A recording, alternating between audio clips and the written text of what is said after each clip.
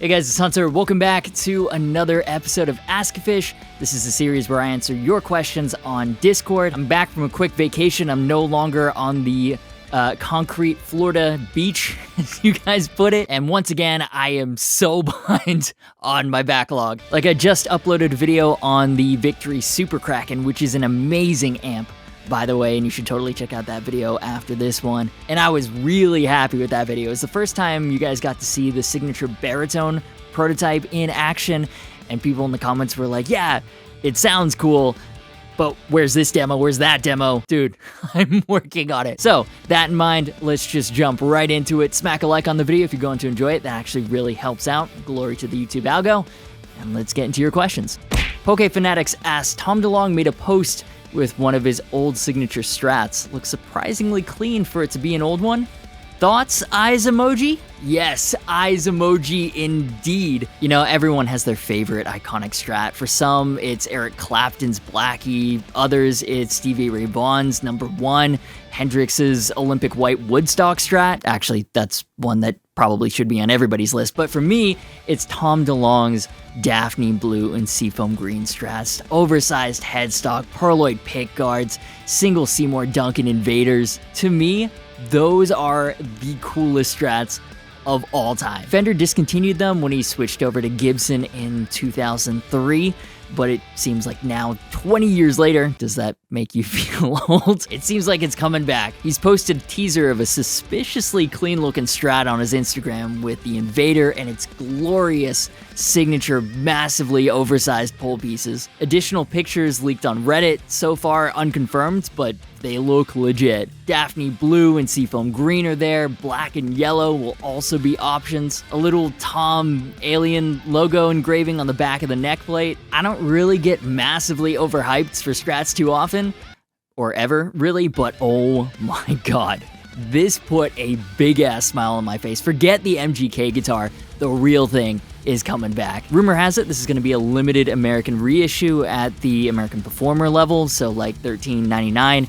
It's going to build hype for his upcoming signature Starcaster that's going to drop later, which is going to be a made in Mexico model. And the rumor is fairly solid. It seems like some people have already been able to lock in pre-orders. And overall, I am not surprised by this move at all. Mark, Tom, and Travis are back together. The band's on their reunion tour. Every millennial with a pop-punk past is loving life, or at least this part of it. There is a lot of pent-up millennial nostalgia energy to tap into. There are so many of us that grew up with Blink-182, got into distorted guitar music through All the Small Things or First Date or Rock Show, learned our first songs by looking up Blink tabs, just power chords fucking everywhere. And this is also really cool because the originals are pretty expensive for what they are in the used market, even the Squires. So hopefully the reissue is at that American Performer level, because it would be sick to be able to pick up an American Tom DeLonge Strat in Daphne Blue and Seafoam Green with that Seymour Duncan Invader without dropping like $2,000. It would be even cooler if there were non-limited Mexican and Squire reissues as well.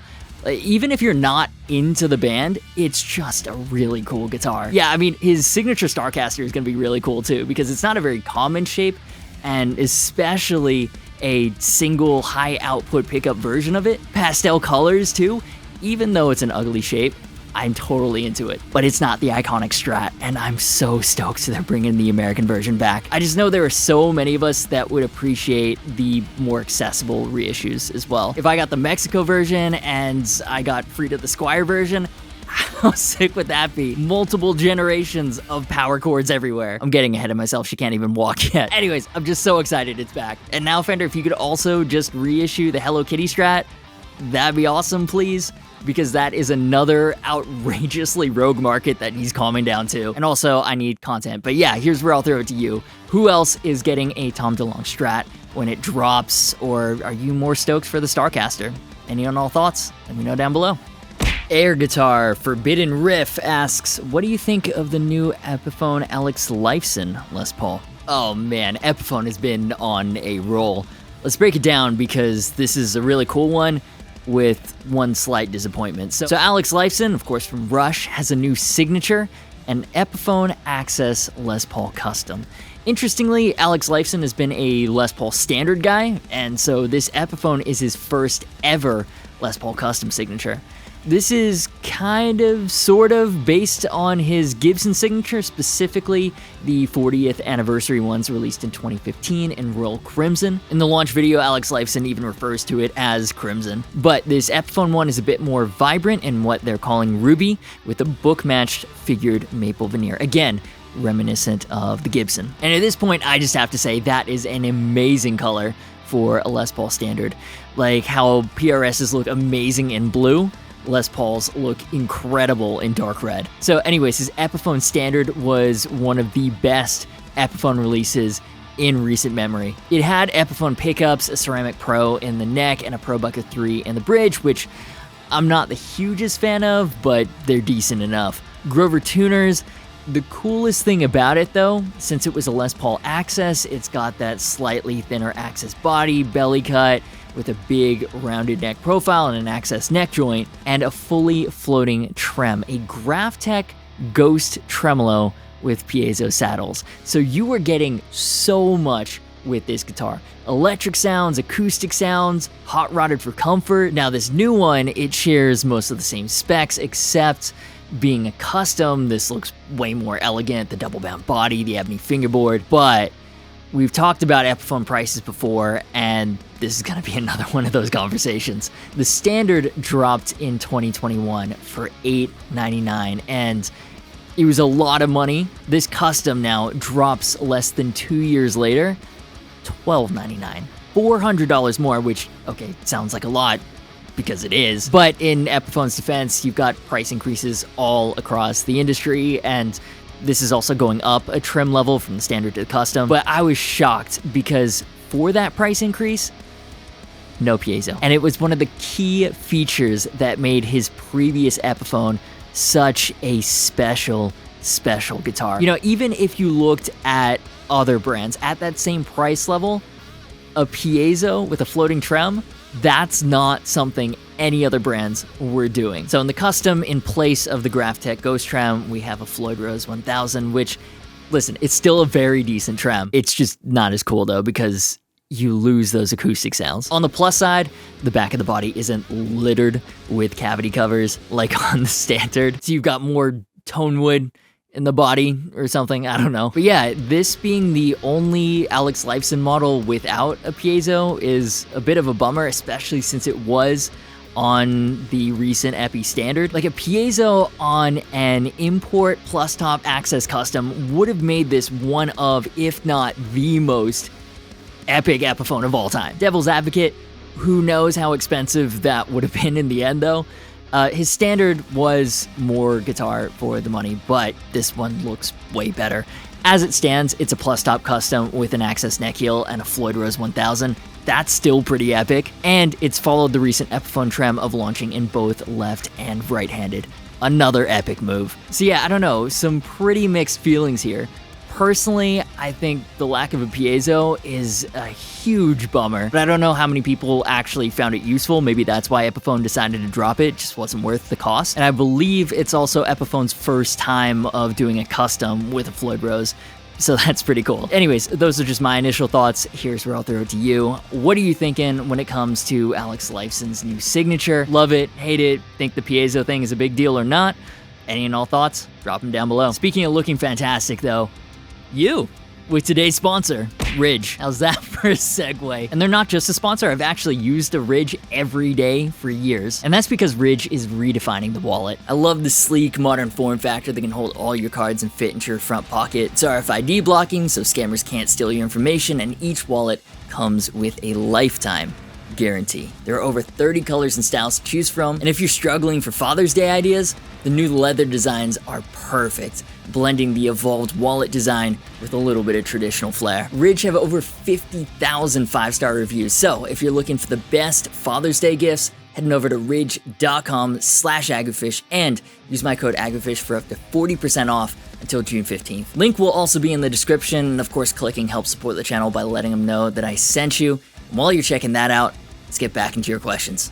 Kel asks, thoughts on the new Jacksons that just dropped? Yeah, so new Jacksons just dropped, and this deserves its own video. So if I haven't uploaded that yet, I'll have a full reaction and breakdown video next week to the new Jacksons, the new Charvels, and the new EVHs, because Fender's specialty brands have done a sneaky, coordinated mid-year drop. Not really sure why they've done it that way, to be honest. It seems to me like it might have been better if they separated them, because doing it all at once, things are going to get overshadowed.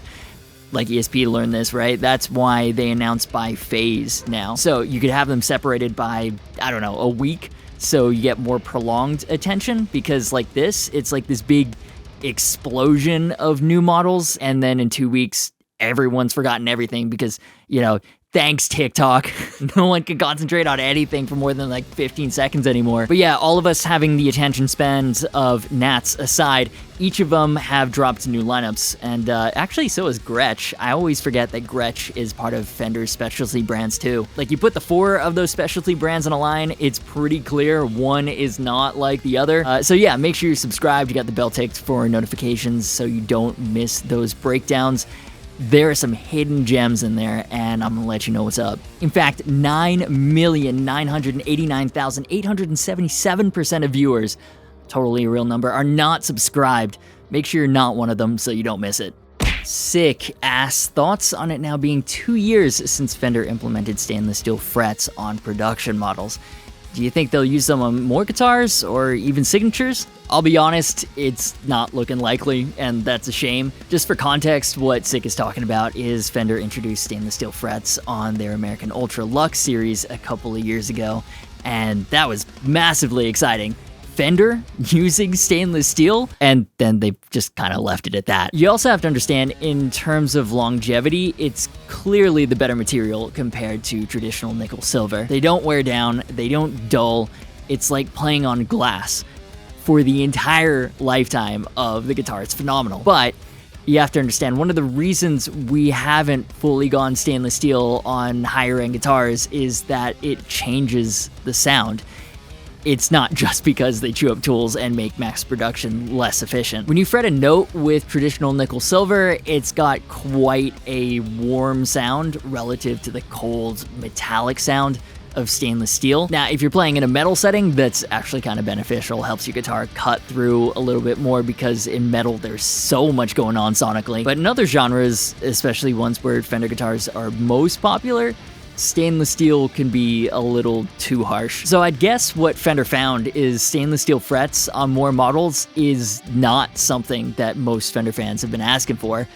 At least not enough to change Fender's production processes, at least. And the people that want stainless steel frets don't really care what Fender's doing because they're playing other brands. Fender might expand the Ultra Luxe series, but that's all I can see them doing with stainless steel frets, at least in the near future. The only thing that might push it to more models is if there's enough demand for them on the specialty brand side, like on Jackson or on Charvel. I think enough people want Jackson to start doing stainless steel to catch up with LTD specs that it might be worth them starting to do it out of Mexico. That's just my gut feeling. I have no data to back that up. But for Fender themselves, stainless steel just isn't really a priority.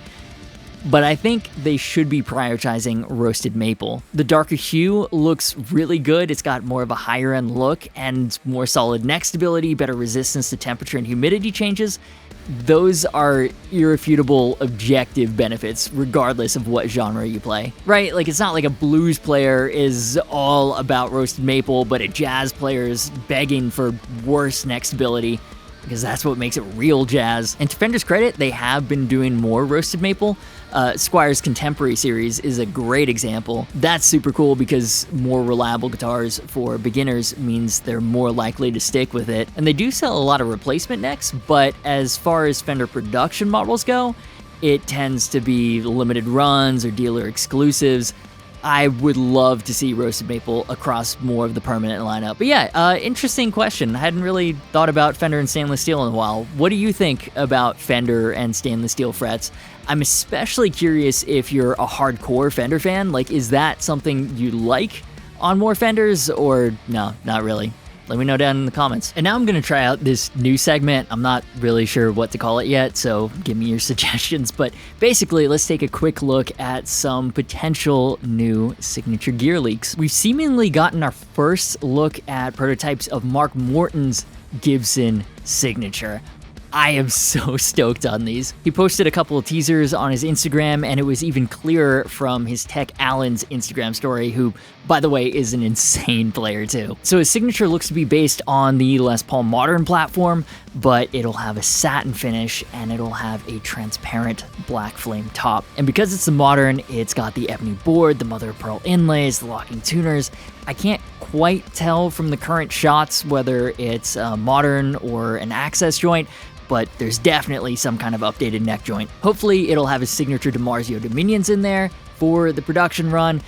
Lately, Gibson USA has been making their own custom pickups for artist models, so we'll just have to wait and see on that. But yeah, I'm so glad that it looks to be a USA model and not a $7,000 custom shop model. You know, I'm sure the $7,000 version would be cool, but it's just not accessible for the majority of people. I'm also super hopeful of a quick Epiphone follow-up.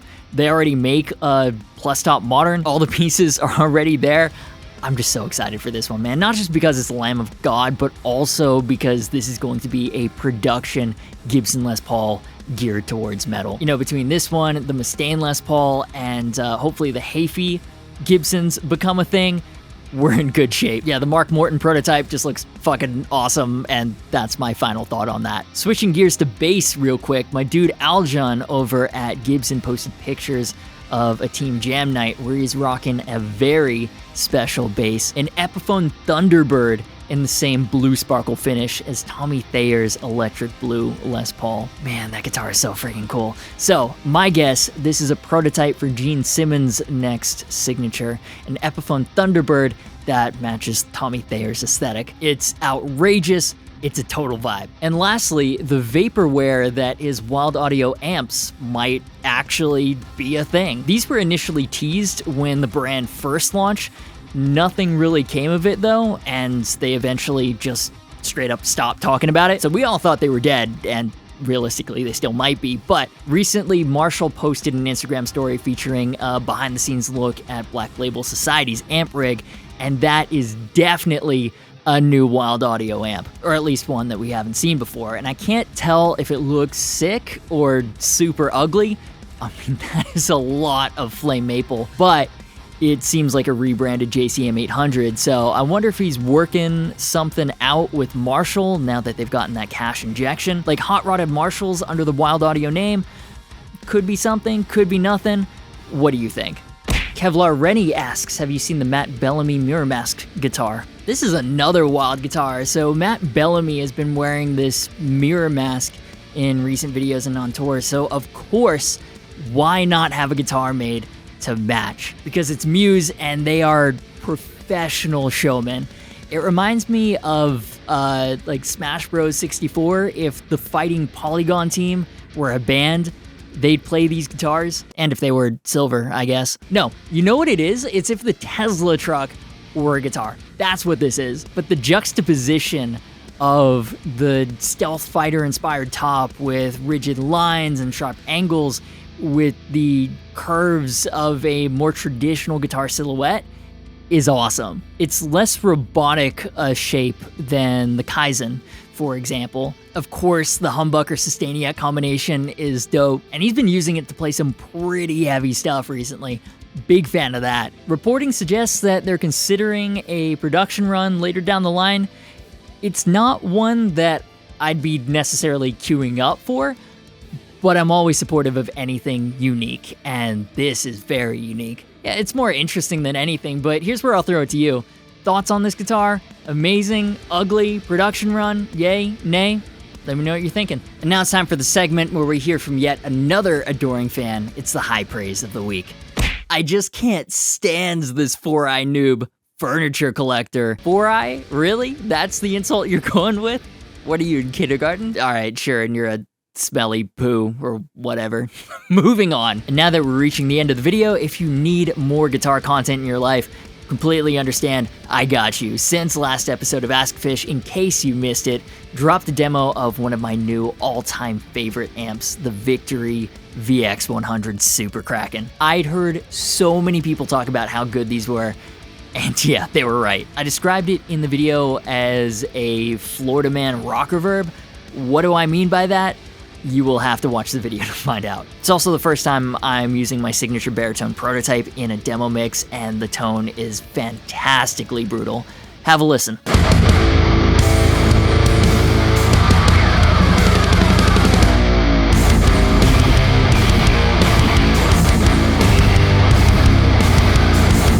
And then if you missed last episode of Ask Fish, we talked about why everyone seems to hate the PRS Telly. We talked about Jared James Nichols' new Blues Power Les Paul signature, and we talked about the Jackson Diablo Kelly. Links to all those in the cards and in the description. And then I just wanted to give you guys a quick heads up. Harley Benton is doing a special 25th anniversary sale. 25 products are getting a 25% discount. You've got the MR Classic and MR Modern, which are updated takes on Maserati guitars, the SE552, SE Special in Pelham Blue, even some Fusion 3s and Fusion Ts.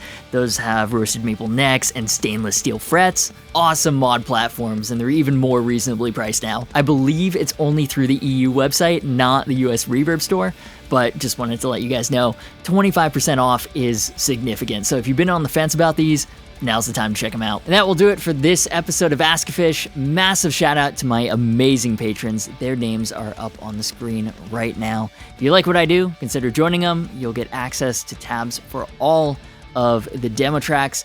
You can also join as a YouTube member. It's a nice way to leave a little tip or bookmark my Toman or Sweetwater affiliate links down below if you're picking up something anyways. All that really supports the channel and helps me bring you better guitar content, so I greatly appreciate that. Social media, merch, and affiliate links are in the description. As always, thank you so much for watching. You've been awesome, and I will see you for the next video.